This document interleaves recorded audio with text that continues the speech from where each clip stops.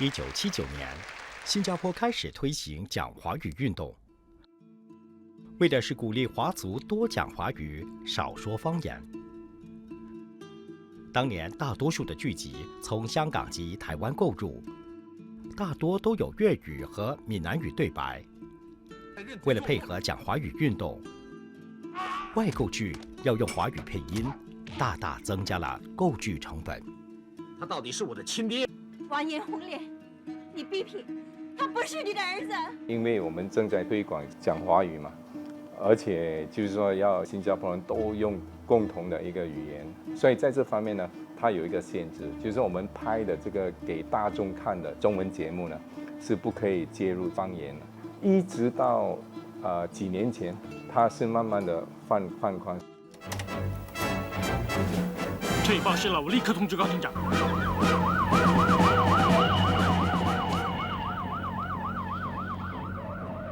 在梁立仁和江龙两位香港主将的推动下，新广从1983年初开始，由每周1小时的节目，增加到每周5个晚上都播出2部电视剧。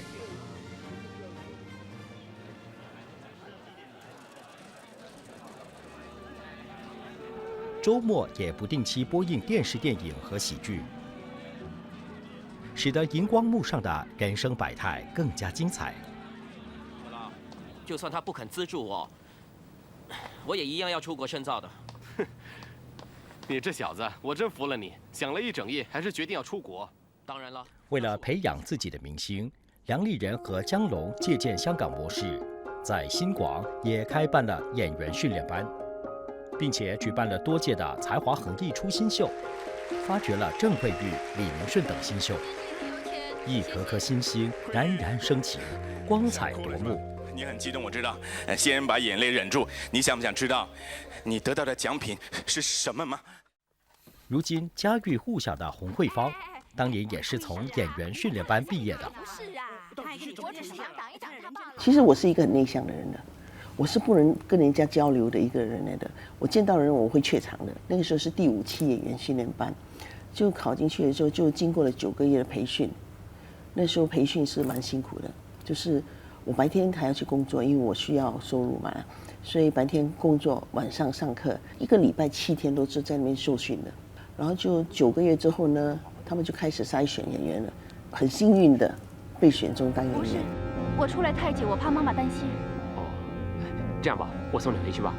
啊，不用了。现在的引进明星制度就开办演员训练班啊，主办一些比赛啊，推广这些演员，所以很快就红了第一批的当家黄文勇啊、向莹啊这些人哦，那是我们的当家小生跟花旦呢。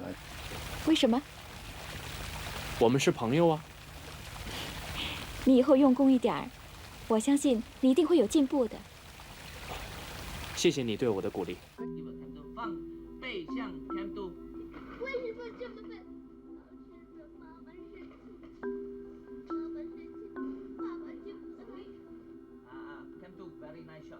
？1980年代的新加坡观众已经有了追剧的要求，以往1集的单元剧似乎无法满足观众了。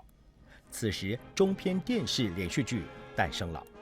打头阵的是新广获得新加坡武装部队的支持，拍摄的首部以国民服役军人为题材的6集连续剧《新兵小传》。《新兵小传》于1983年3月4日首播，由吴乔怡监制，何开荣编剧，启用了潘家才、温师专、郭伟业、高琼丽、王胜赫等演员，都是现役军人。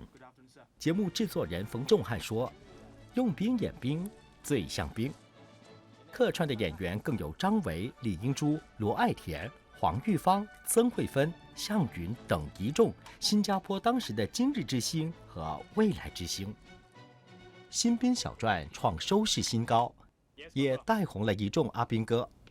主角之一的王玉清更是成为了红透半边天的偶像明星。你当过学生军事吗 ？Yes, Corporal。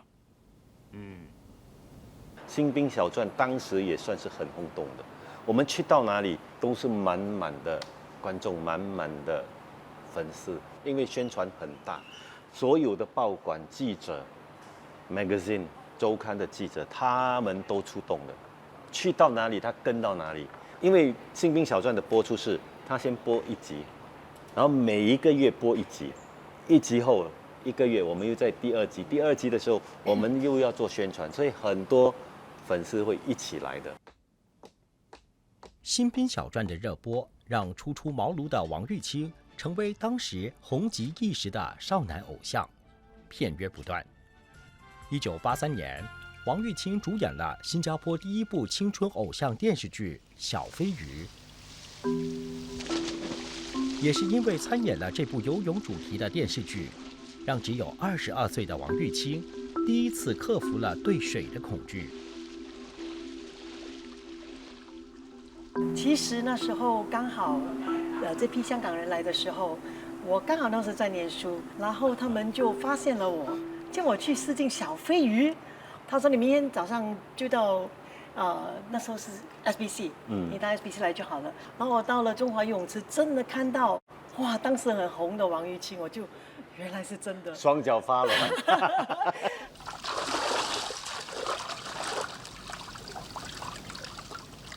然后来到小飞鱼的时候呢，就不一样了，因为香港人过来，他们很懂那个灯光的走法，怎么样打出那个气氛，而且他们的拍摄方式呢也很快，很讲究。新加坡的那个时候呢会比较慢一点。其实《新兵小传》只有6集戏，但是我们用了大概1年的时间拍完6集戏。小飞鱼有8集戏，大概6个月就拍完了，但是出来的效果截然不同。也受到很多观众的喜爱，所以从那时候小飞鱼就可以说是深入民心啊。到今天还是有很多人在叫我小飞鱼，虽然我样子已经老了啊，但是他们还是叫小飞鱼。你知不知道你最大的敌人是谁？谁呀？就是你自己。如果你想赢至高，就得先战胜你自己。我是完全不会游泳，门外汉，所以梁立仁过来的时候呢，他的第一部剧在策划的应该就是《雾锁南洋》，然后《雾锁南洋》他们拿很长的时间去策划，所以同时他就安排了这部《小飞鱼》。还开拍之前的1个月，每一天我都必须早上6点啊就要到游泳池，然后在拍摄的时候呢，也边拍边学了。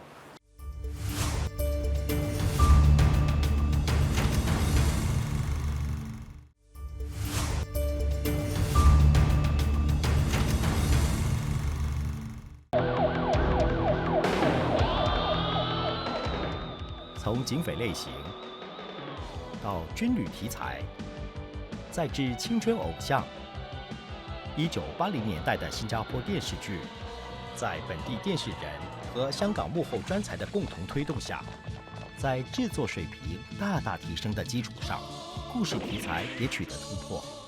古装、时装、怀旧、武侠、青春、校园、职场等类型的电视剧接连不断的产生。你什么时候来的？新加坡电视剧产业蒸蒸日上，荧光幕变化多样，精彩纷呈，演员俊演修眉，顾盼神飞。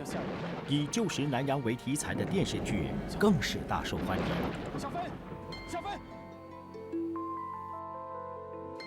1984年，由梁立仁编剧、赖水清监制的电视剧《雾锁南洋》播出。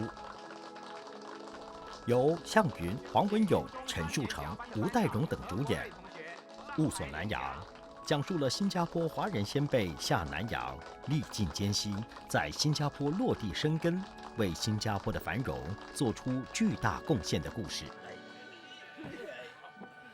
此剧情感细腻，把早期华人在南洋的生活极为饱满地展现出来，足以体现新加坡电视剧已经焕发出前所未有的精彩，拍得畅快淋漓，气势磅礴。上乘的剧本，精致的美术设计，众多本土明星的倾情出演，最终呈现效果极佳，可以与香港、台湾的电视剧精品竞相媲美。新加坡电视剧从此翻开了崭新的一页。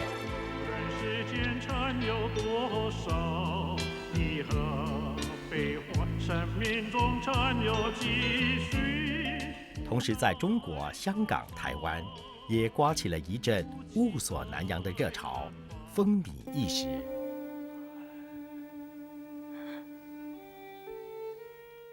其实谢谢梁丽人呢，如果没有梁丽人他们就是整批制作人过来的话，新加坡电视剧是没有办法到海外去。最主要是我们在剧本方面，因为他们都从香港已经有丰富的经验，导演各方面都带了很成熟的阶段了。我们本地呢都是像一张白纸这样的来吸收。不只学会跟他们合作电视圈的一些运作，基本上呢，我们也是更进一步了解香港的文化。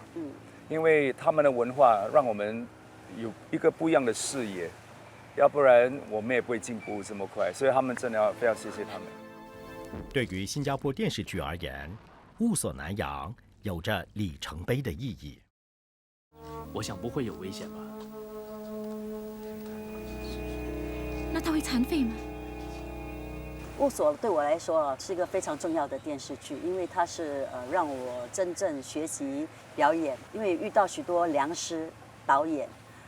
真的是带着我，其实不止我，就所有的新加坡演员，在整个拍摄过程中，让我们虽然就上了很多演员训练班啊什么，但是其实都没有不明白，但是就在这个制作里面，我们学了，真正的用上了。Hurry up!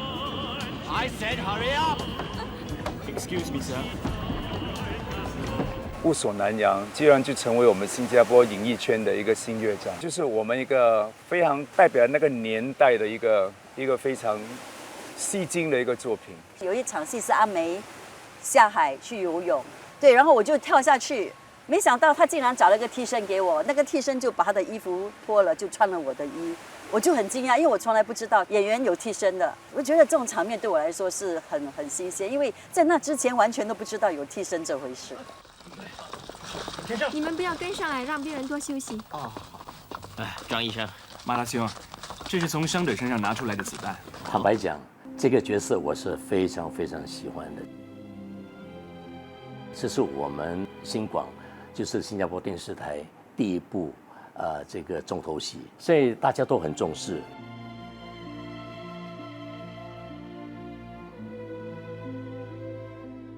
这部戏是描写我们的先辈从中国南来，就是过番来开拓新的家园。我觉得我能够参与这部戏的演出来讲，真的是三生有幸。这个雾锁南洋呢，我跟我太太就是演着在东方社接吻，这一吻之后呢，就成为了我们新加坡英文报、中文报娱乐版的头版新闻。梁丽人完全沿用了香港影人的工作模式，将编剧们凝聚一堂，大家群策群力，日以继夜地讨论思考，一时间脑力激荡，天马行空，灵感的火花不断迸放，一个个生动而精彩的桥段就这样接连不断地发生了。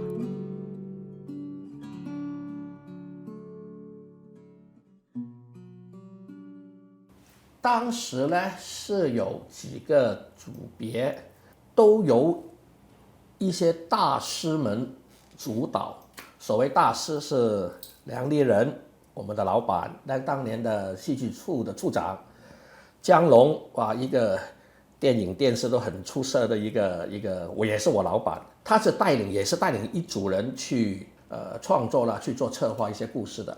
所以呢，主要的戏是由他们来想出来的，情节呢，大概他们会出一个故事大纲，然后呢，我们就扔出来给监制啊、编审啊，大家去想分场，编剧看了之后就写下来，就回去写剧本了。剧本也是我很喜欢的，因为我是演一个以西医来的医生来的，被日军看不过眼，他就把他关进那个监牢了，然后被打得遍体鳞伤。那么我太太来监牢看我，她的一句话就：元和，如果我能够代替你，那该多好。元和，如果可以的话，叫他们关我，放你出去。哇，那个时候我听了之后，哇，真的就很有感觉了。但是因为我觉得这个时候我又用怎么样的方法来演这个角色呢？因为我应该对国家、对人民还有对妻子有什么安慰呢？所以他讲了这句话之后，那个编剧写了一个非常好的一句台词，才几个字，但其实就让我非常的感动和非常入戏。导演也没有讲什么，我只是跟导演说，我这段戏我是用笑的，我不是用悲的。我就回答：少光，我肯吗？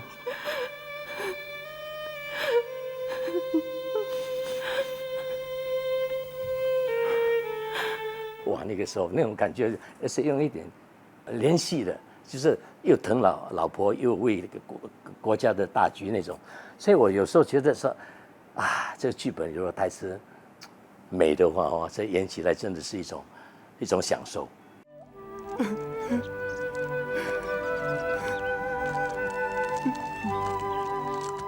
好像我在拍《雾锁南洋》的时候啊，有一场戏，就是跟妈妈分别的时候。妈，我很伤心，我会哭嘛，但是我就是哭不出来。导演，你搞什么鬼呀？哇，哎，当时这么多人呢，他骂我嘞。哇，我跟你讲啊，他拍我的手的 over 手的，我都一直在哭啊，哭到整场戏完了，我还在哭。妈，但是出来那场有效果嘞，那不错，至少他帮到我。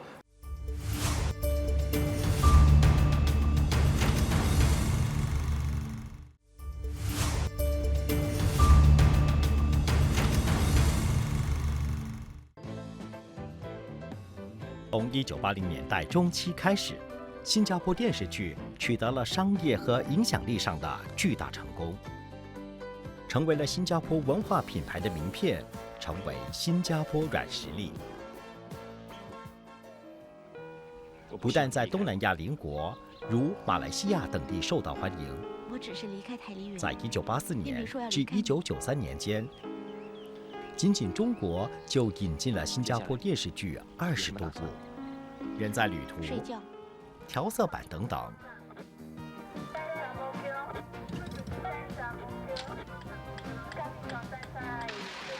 这些电视剧在1980、1990年代，让无数外国观众耳熟能详，成为一代人难忘的荧幕记忆。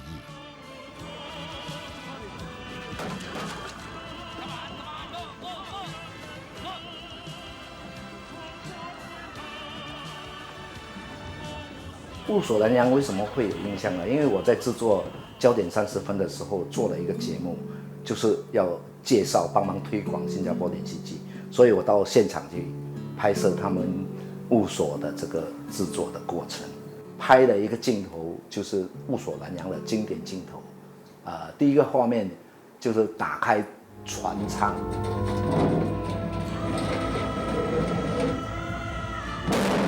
阳光照进。然后全部的那些猪仔，全部都在里面。有时候很幸运啊，我就去拍的时候刚好碰到他们在拍这个镜头。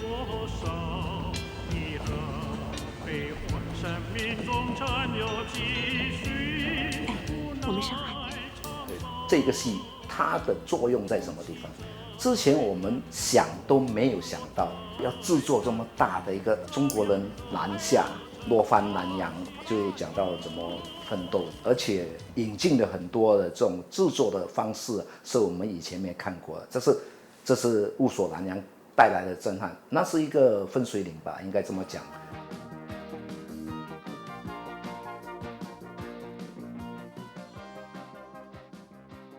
在雾锁南洋之后，新加坡电视剧的题材更加多元，现代时尚的城市。商战的主题广受欢迎。与此同时，新加坡的电视剧从开始就注重主题曲的创作，使主题曲具备流行音乐的元素，情感共鸣的歌词，具感染力的旋律，至今仍有无数津津乐道、朗朗上口的佳作。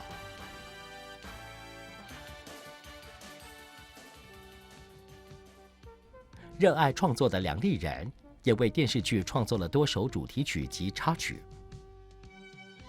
广为流传的有《怒海萍踪》、不怕榴莲头上落、风雨同舟、铁蝴蝶和人在旅途等。1985年，由吴岱融、向云、陈树成、曾慧芬主演的商战大剧《人在旅途》播出。该剧在国内和海外都大受好评，翁素英演唱的主题曲更是流行一时。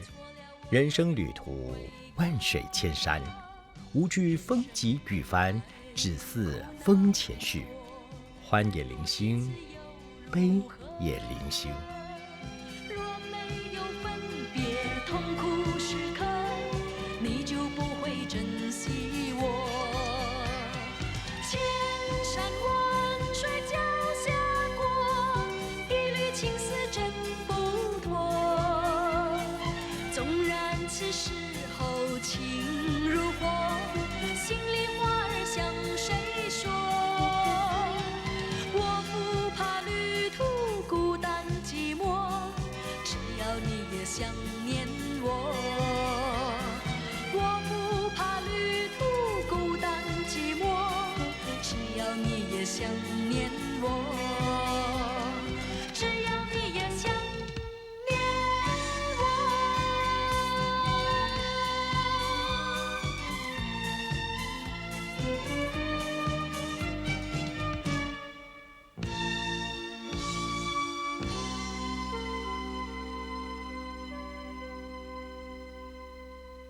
新加坡很多人不懂广东话，语言对我们来说是一个跟香港人沟通的一个障碍。拍摄的时候就是等于香港导演一过来，他们都华语不好，他跟你讲广东话，有时候你真的听不懂。当年也是在这里很红的一部电视剧来的，所以他表现得很好。他是一个很乐观、很开朗的一个导演。后来开始以后，现在不是很好嘛？然后后来他们来了一批以后嘛，更推进了新加坡的这个电视剧。